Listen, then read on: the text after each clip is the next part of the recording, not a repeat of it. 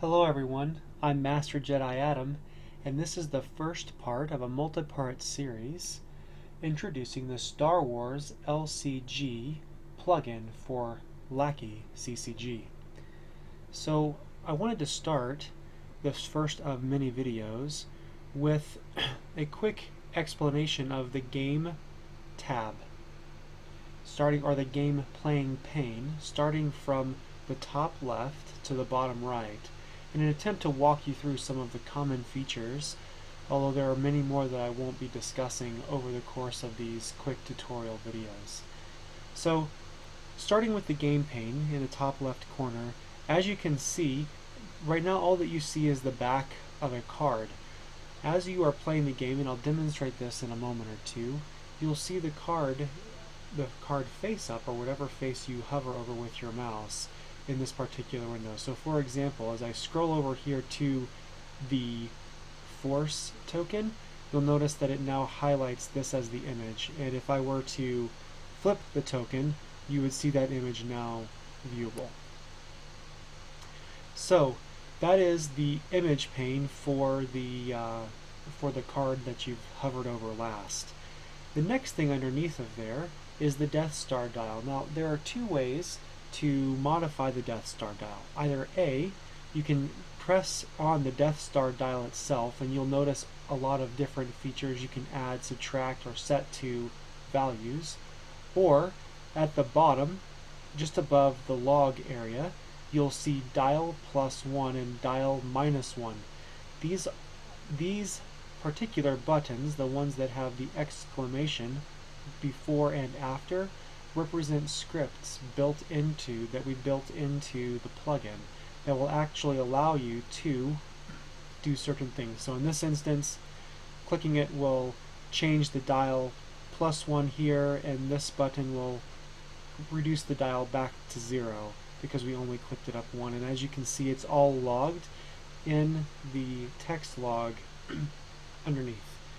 Underneath of the Death Star dial, you'll see all of the players, or the player pane. So first you'll notice that there's an icon here. I've got a nice image of Luke Skywalker with his lightsaber erect, and you'll see my name. There I am, Master Jedi Adam. Now you'll notice a little phone icon next to my name to the left. Now if a player has Skype set up and their information included inside of LackeyCCG, pressing on that will actually allow you to dial that individual. Now because it's me, when I click on it here, it will tell you down in the bottom in the text log here that I can't start a voice conference with myself. And then of course it calls me a silly goose. But if I were playing against another opponent and that icon were to be highlighted and their information were to be filled in, I would then be able to call them over Skype. The button to the right of my name simply advances the turn from mine and passes it to the person that's directly underneath of me. Objectives 1 is exactly what it looks like. If by clicking on it I get a similar box to the Death Star dial, that should not be unfamiliar to you. And you can also increase the number of objectives that you have won with a script down in the bottom. So as you can see, I can increase that there using this button. But if I want to change it back, unfortunately, I don't have a button for that, so you'll have to manually change it if that is a problem. Underneath of the player's name in Objectives 1, you'll see the 6 major areas of a player's hand or card piles. Starting with hand, as you'll notice, there's a number next to hand. It says 0, and there are 2 little blue dots. Those blue dots represent me, and the red dots, as you can see with blue and red, under Force, which also equals 0, those red dots equal everyone else, or my opponent. So as you can quickly deduce from this, I can see my hand, but my opponent cannot. Neither one of us can see the cards in the command. In the Force pile, we can both see all of them. Objectives, these are the objectives themselves. No one can see any of the cards. Discard, both players can see, and Objectives 1, both players can see.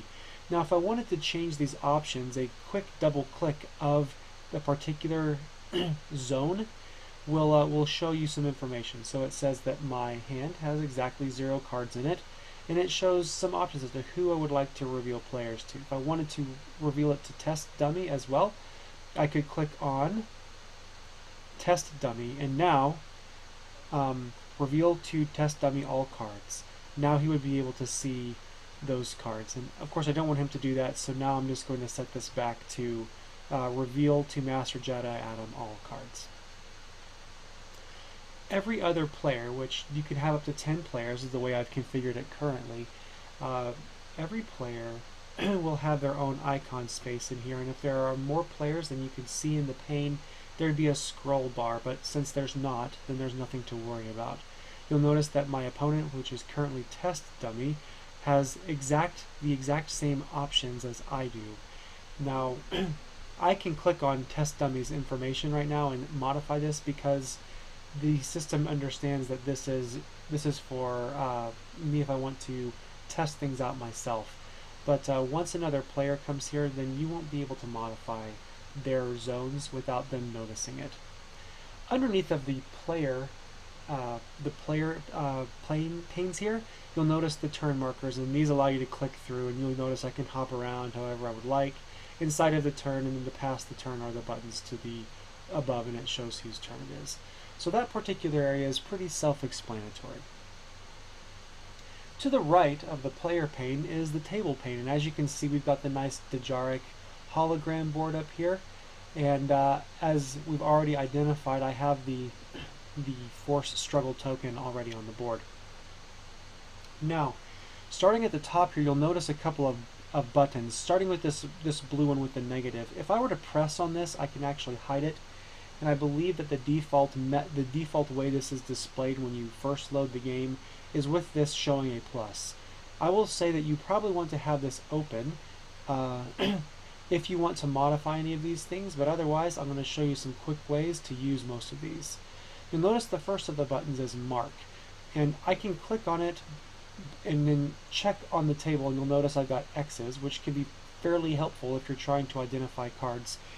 By pressing escape or by hitting the X in the top corner here, I can make them all go away. Now, I'm going to let you know that I have this by default as the thing that happens. So if I want to click on them, rather than use my left mouse, I can click on my middle mouse button, and you'll notice the exact same thing happens. So, another neat thing about mark is that if you were to select it and press the left click and then drag, instead of getting an X, you get an arrow. This is particularly helpful if you're identifying the target of an event or showing what objective you're going to be striking. Again, the same thing can be done without clicking the mark button, just by using the middle mouse button if you have it. Escape clears. The next buttons, starting from left to right, are zoom. Zoom does exactly what you think it might. By clicking on it here and then dragging as the directions say, I can zoom in or out, and you'll notice a percentage next to it, or I can just hit the 100% button and bring it back to 100%. Scale has to do with cards specifically. So if I click on this right now and zoom in and out, you'll notice the Force Struggle icon over here gets larger and smaller. I personally like it about at 85%, but you can set it to whatever you'd like, and just like with zoom, if you press the 100%, it will reset everything back to the image size as defined by the plugin itself. Pan allows you to move off of center, so I can drag wherever I would like, and pressing the 0 button recenters the pane.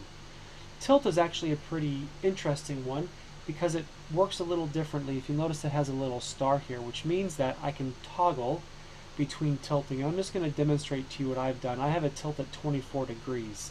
So you'll notice that when I have this tilted, I can see the icon of the player who I'm facing. So if I were to click between test dummy and myself, you'll notice that now my icon is displayed.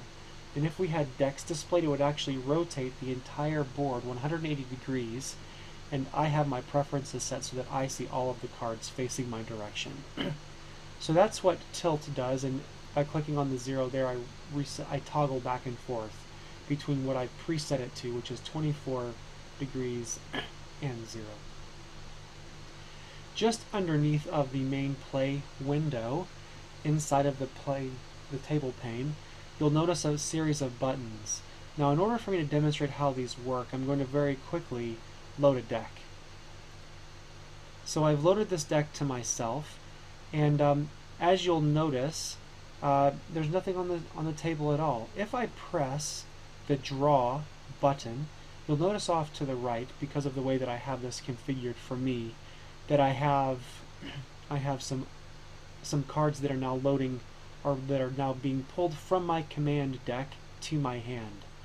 Now, there are two places where you can generally see them, either to the left here, which is another zone, if you're looking in the top right corner, that you can turn on and off. I'll do that again. On and off, or off and on, I guess.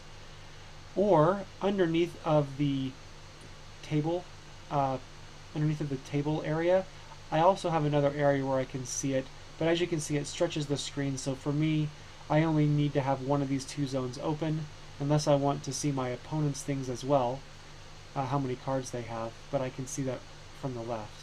So I generally just close this that pane underneath of there, and this brings up a really good point to digress for a moment.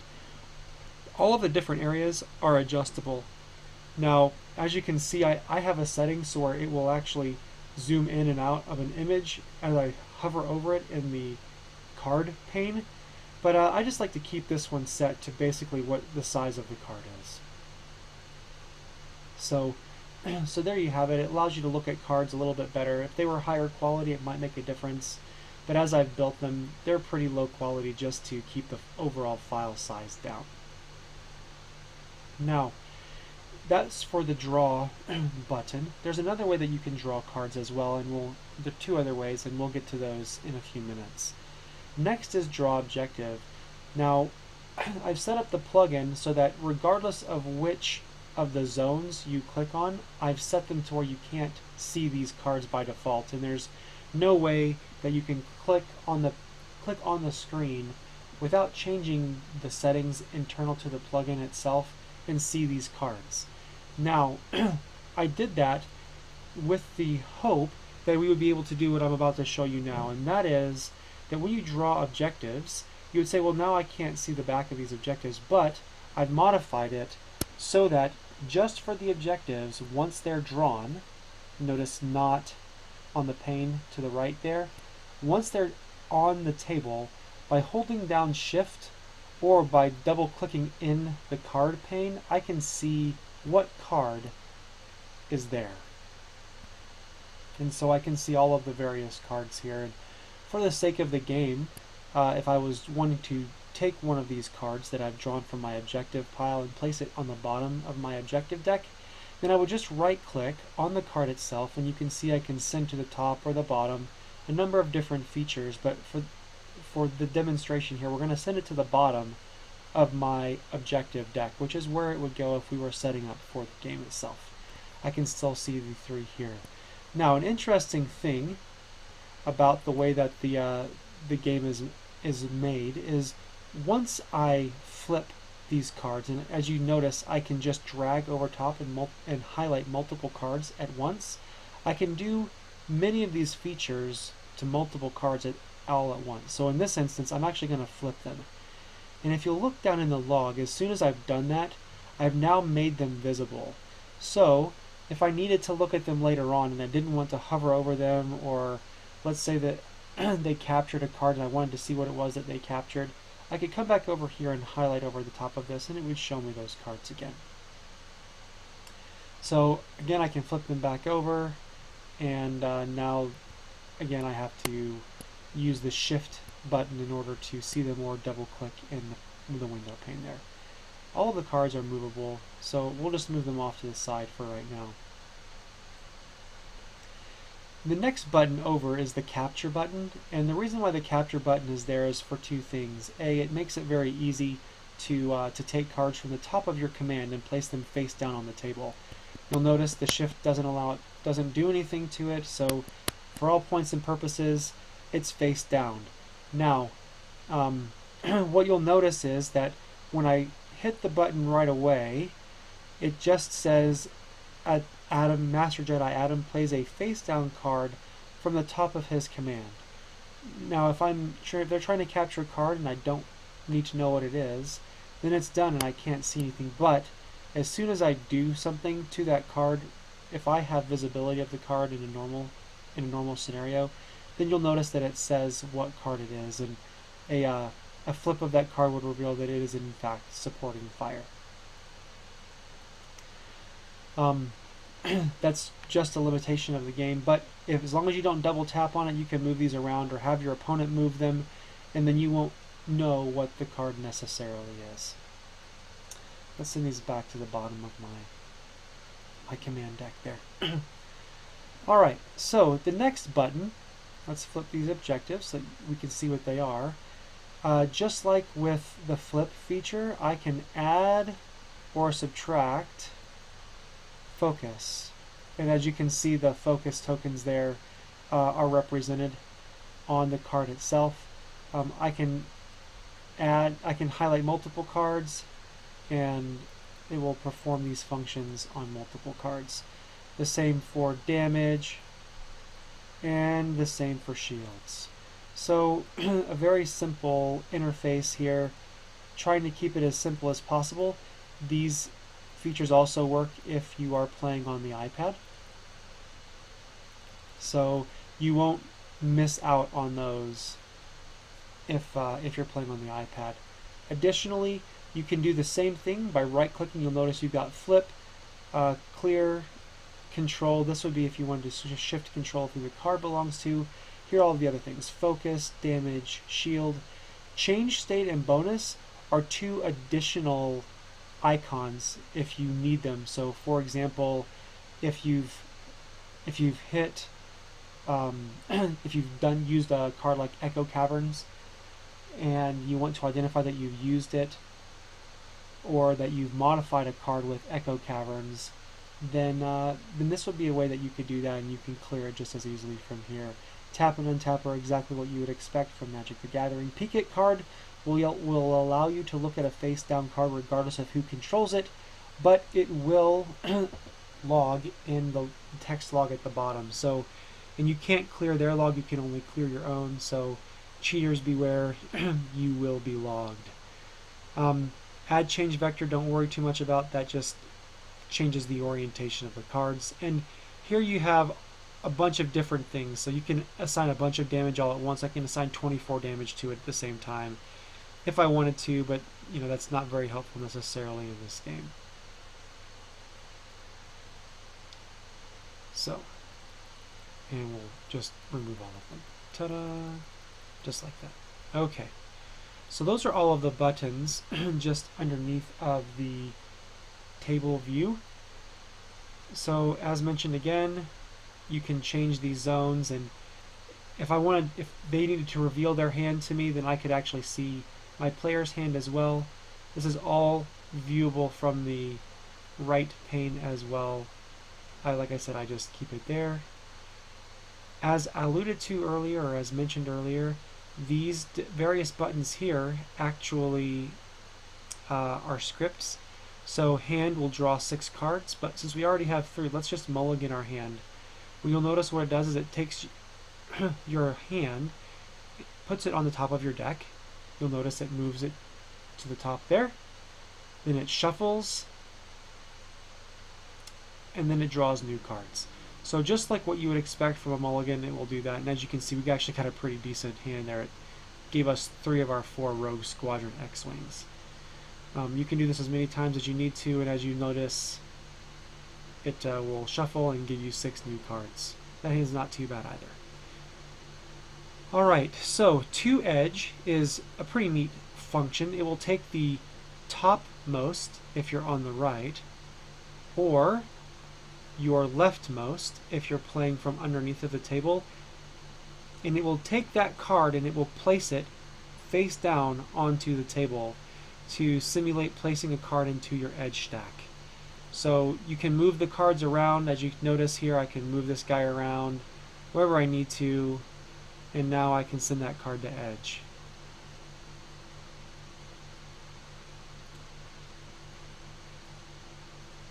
That's right.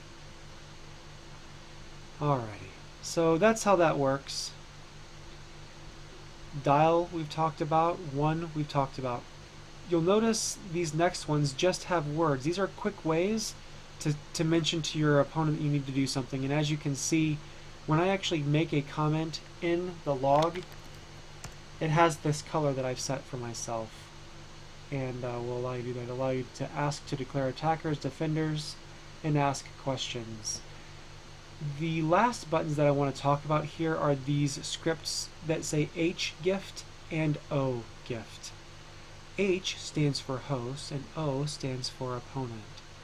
This will actually allow you, if I was playing against another player, to send the deck that I currently have loaded to myself to them. So if you want to share the deck with the player that you're playing, then that's great. You can't force someone to give you the deck, but if I'm the host, which I am currently as Master Jedi Adam, I could send this deck to my opponent, who in this case is test dummy, so it wouldn't turn out very well. O gift is for the opponent, so the person who's sitting in seat 2, and that will send the deck to the host of the game.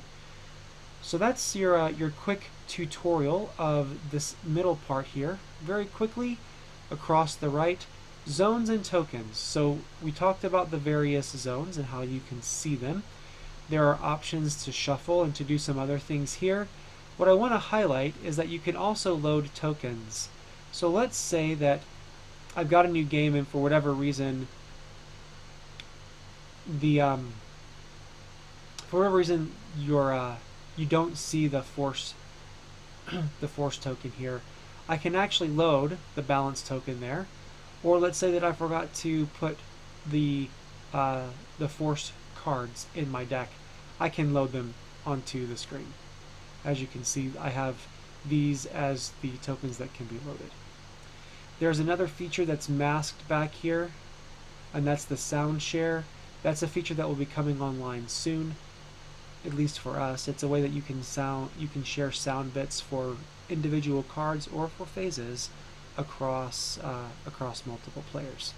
So there you have it. That's the game pane for the Star Wars LCG plugin for LackeyCCG. I hope that this was helpful.